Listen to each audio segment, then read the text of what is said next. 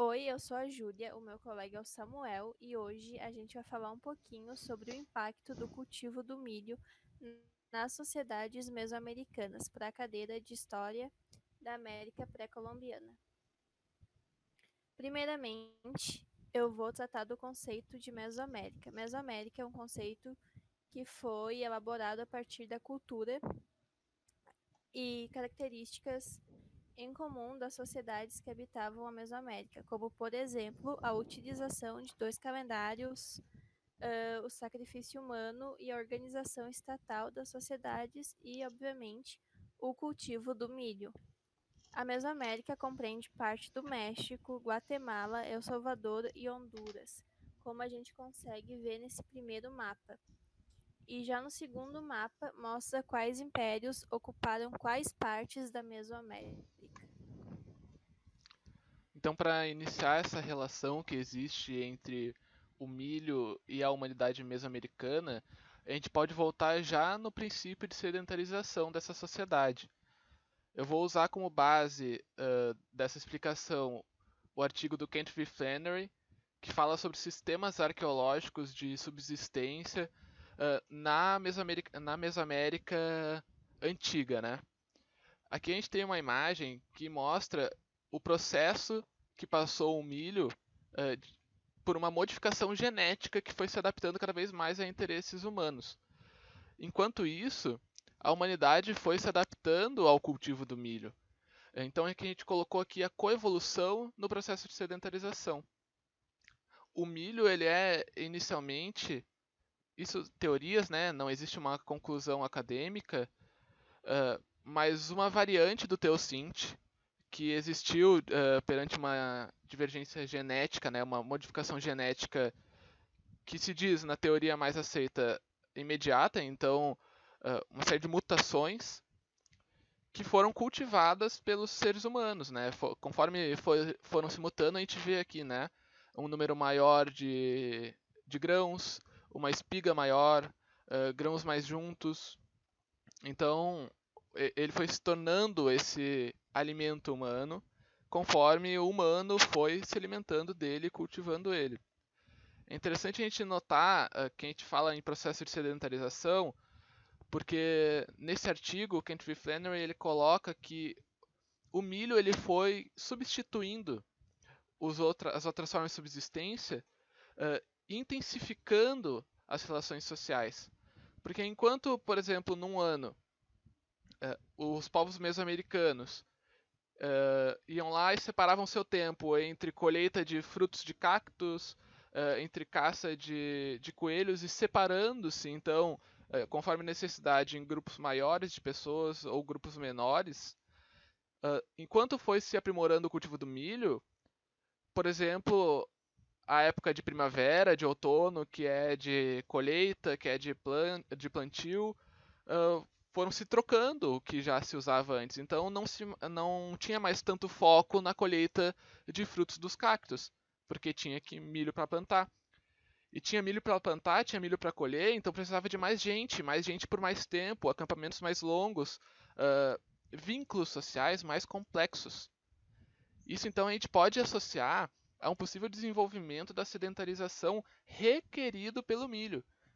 Então, o milho, em sua coevolução com a humanidade, foi incentivando, requerindo, puxando a humanidade a assentamentos mais longos, maiores, com um princípio de cultivo maior, um processo de sedentarização.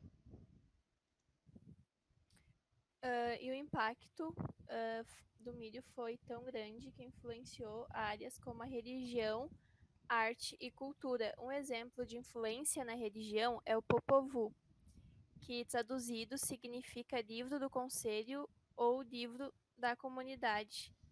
Ele conta a origem do universo e da humanidade. Ele aborda, no geral, a mitologia maia.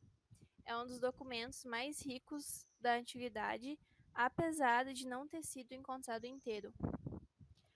Nessa primeira imagem, a gente vê uma representação da criação da humanidade a partir dos maias, né, da mitologia maia, que os deuses tentaram criar os humanos falharam e eles só conseguiram alcançar o seu objetivo quando deram milho a eles. E daí eles criaram os primeiros homens, que foram 4 homens que ficaram conhecidos como os 4 pais. E logo após, como a gente vê nessa segunda imagem, os deuses criaram 4 mulheres que seriam as esposas desses homens e elas ficaram conhecidas como as 4 mães. O milho também influenciou a religião dos astecas. Aqui a gente vê o deus Quetzalcoatl, que ele é, digamos assim, relacionado a tudo de positivo que acontece na sociedade dos astecas, que os astecas tinham, inclusive a agricultura e, consequentemente, o cultivo do milho. Aqui nessas imagens, a gente vê deusas do milho da cultura asteca. Nessa primeira imagem é a deusa Xilonem. Ela representa a fase inicial do milho. Ela é uma deusa jovem que representa a fertilidade do solo. Já nessa imagem do meio é a deusa Xicomequalt, que ela é uma mulher mais madura e representa a colheita e o armazenamento do milho para a próxima estação. E aqui, por último, a terceira imagem, a deusa Sintoalt, que ela representa o consumo do milho, tanto em ocasiões normais quanto em ocasiões ritualísticos.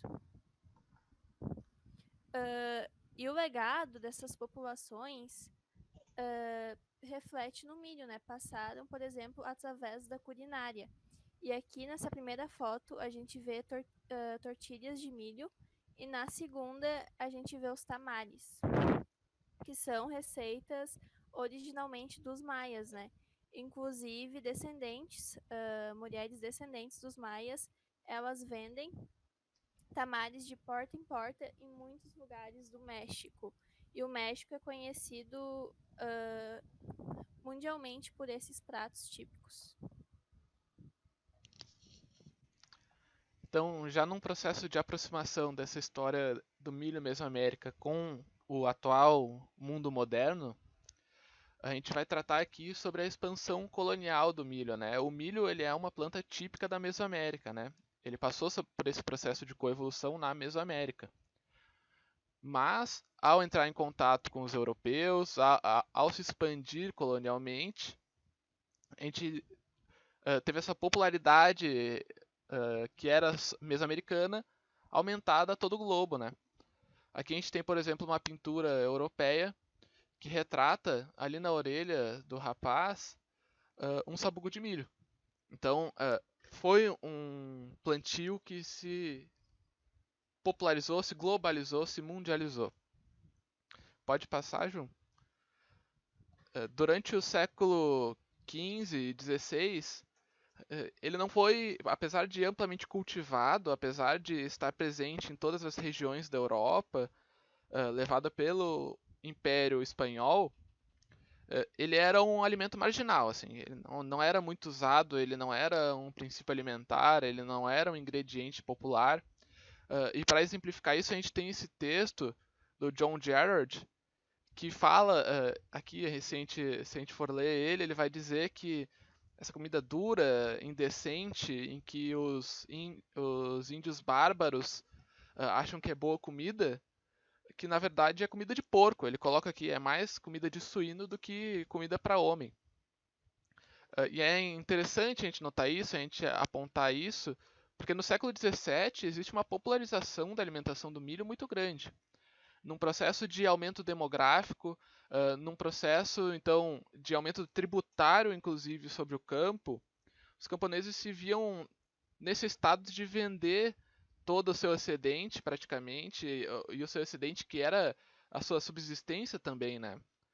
De plantas que já eram naturais da Europa, que já eram hábito alimentar dessas sociedades, e se viram restringidas a plantas marginais como milho e batata, que tinham incentivos governamentais para plantar, porque eram plantas que davam melhor, né? Já davam um up, por assim dizer, na plantação. Então, assim se tomou centralidade no consumo da Europa o milho. E é engraçado colocar em contraste com essa carta que a gente tem aqui, porque ele fala, né? Os indígenas que não sabem de nada, uh, eles acham que é boa comida.